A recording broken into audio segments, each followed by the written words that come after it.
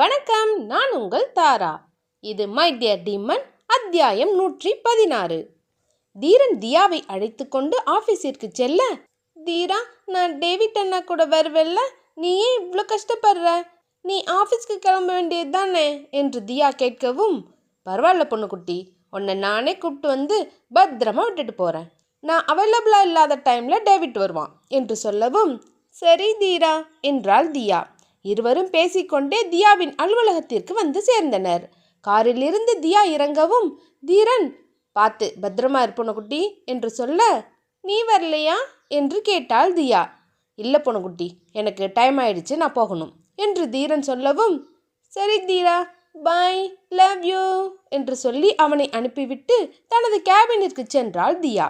தியாவை பார்த்த சித்து, good morning madam என்று சொல்லவும், குட் மார்னிங் சித்து என்று உரிமையாக தனது பெயரை தியா சொல்லவும் அவனுக்கும் சந்தோஷமாகத்தான் இருந்தது.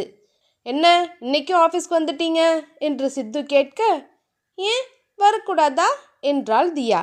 இல்லை, நேற்று தானே ஹாஸ்பிட்டல்லேருந்து வீட்டுக்கு போனீங்க, ரெஸ்ட் எடுக்கலாம்ல என்று சித்து கேட்கவும், ரெஸ்ட் எடுக்கிற அளவுக்கெல்லாம் ஒன்றும் இல்லை சித்து என்றாள் தியா.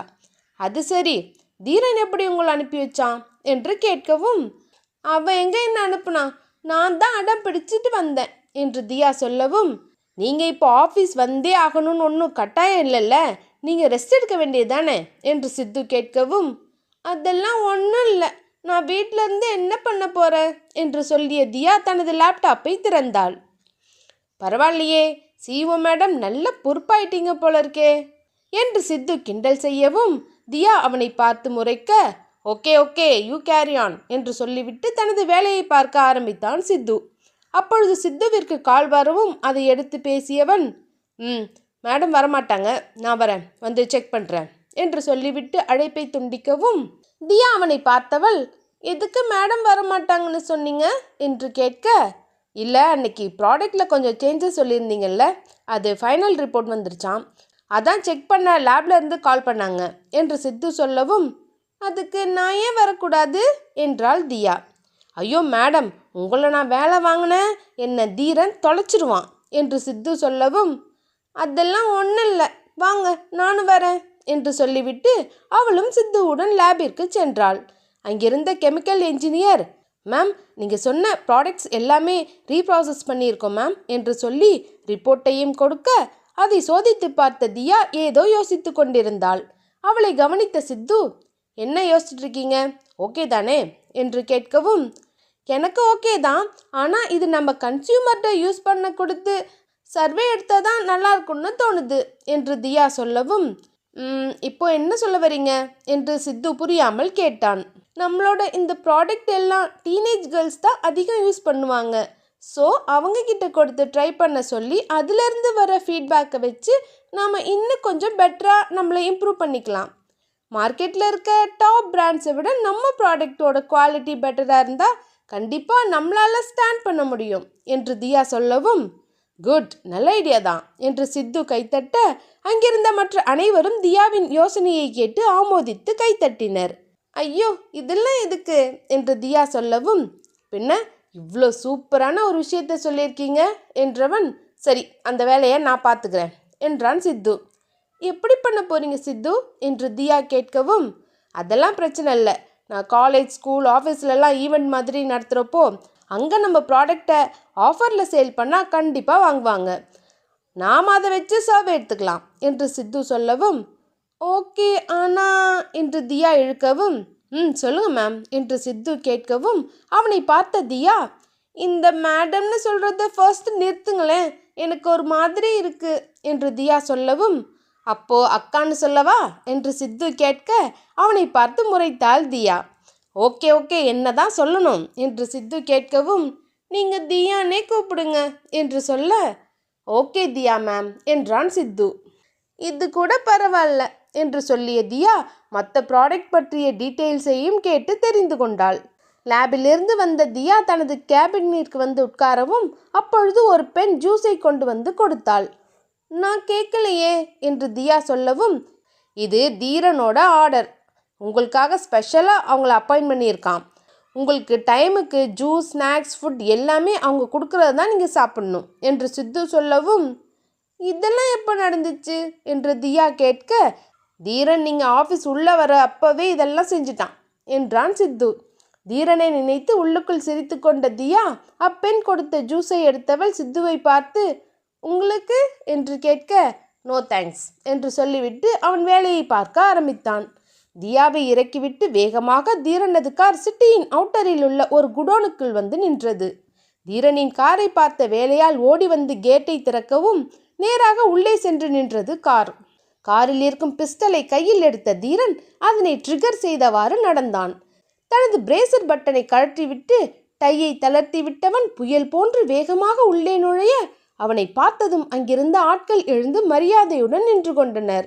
பின்னால் வந்த சரவணன் ஓட்டமும் நடையுமாக தீரனின் பின்னாலேயே ஓடி வந்தான். எங்கவங்க என்று தீரன் கேட்க, பாஸ் இதோ இங்குதான் கட்டி போட்டு வச்சிருக்கேன் என்று சொல்லவும், இழுத்துட்டு வாங்க என்று தீரன் சொல்லவும் அங்கிருந்த நால்வரை இழுத்து வந்து அவன் முன்னால் தள்ளினர்.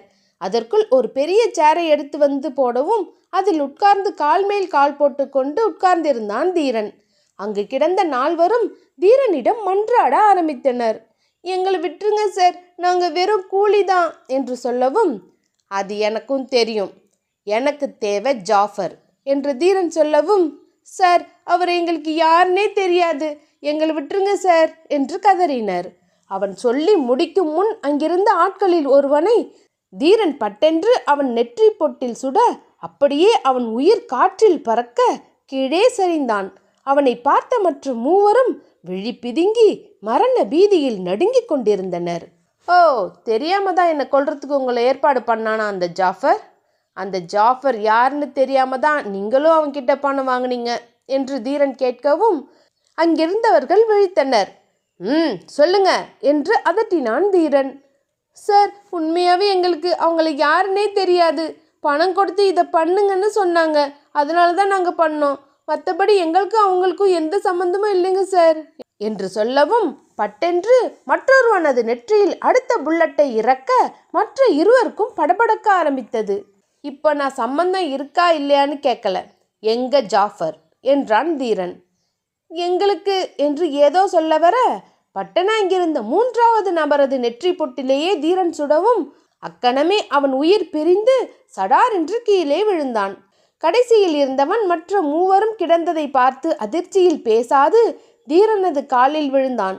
சொல்லிடுறேன் சார், சொல்லிடுறேன், என்னை விட்டுருங்க சார் என்று கதறவும், சொல்லு, எங்க இருக்கான் என்று கேட்டான் தீரன். அவனும் ஜாஃபர் இருக்கும் இடத்தை பயத்தில் உளறி கொட்டவும் தீரன் சரவணனை கண்ணை காட்ட, ஓகே பாஸ் என்றவன் தனது போனை எடுத்துக்கொண்டு வெளியே சென்றான். சற்று நேரத்தில் பேசி முடித்துவிட்டு வந்த சரவணன் தீரனின் காதில் ஏதோ சொல்ல, அப்போ இவன் சொல்றது கரெக்ட் தான் என்று தீரன் சொல்லவும், ஆமா சார், என்னை விட்டுருங்க சார் என்று கதறினான். அங்கிருந்து கிளம்பிய தீரன் திரும்பி அவனை பார்த்தவன், அதான் ஜாஃபர் எங்க இருக்கான்னு தெரிஞ்சிச்சுல்ல, இனிமே நீ எதுக்கு என்ற தீரன் அவனது நெற்றி பொட்டில் சுட்டு வீழ்த்த அக்கணமே அவனது உயிரும் பிரிந்தது. சரவணா, இந்த 4 பாடியை அவனுக்கே பார்சல் பண்ணிடு என்று தீரன் சொல்லவும், ஓகே பாஸ் என்று சொல்லிவிட்டு அங்கிருந்த அவர்களது ஆட்களை அழைத்த சரவணன் செய்ய வேண்டியவற்றை சொல்லிவிட்டு தீரனின் பின்னாலேயே ஓடினான். தன் கையில் இருந்த துப்பாக்கியை மீண்டும் காருக்குள் வைத்தவன் அங்கிருந்து கிளம்ப ஆரம்பித்தான். பாஸ், இப்போ அந்த ஜாஃபரை பார்க்க போகிறோமா என்று சரவணன் கேட்க, நோனோ, அவன்தான் நம்மளை தேடி வரணும் என்று தீரன் சொல்லவும், பாஸ் என்று புரியாமல் சரவணன் பார்க்க தீரன் மர்மமாக புன்னகைத்தான். அவனது சிரிப்பிலேயே தீரன் ஏதோ திட்டம் தீட்டியிருக்கிறான் என்று புரிந்து கொண்டான் சரவணன். இவர்கள் பேசிக்கொண்டே வர சட்டென்று தீரனது கார் பிரேக் டவுன் ஆகி நின்றது. என்னாச்சு காருக்கு என்று தீரன் கேட்கவும், இதோ பார்க்குறேன் பாஸ் என்ற சரவணன் சீக்கிரம் போய் பாருங்க என்று டிரைவரை அனுப்ப டிரைவரும் செக் செய்து கொண்டிருந்தார்.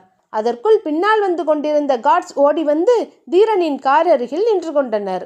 தீரனது காரை தூரத்தில் இருந்த ஓர் காவி உடை தரித்த ருத்ராட்சம் அணிந்த ஒரு சாது பார்த்து கொண்டிருந்தார்.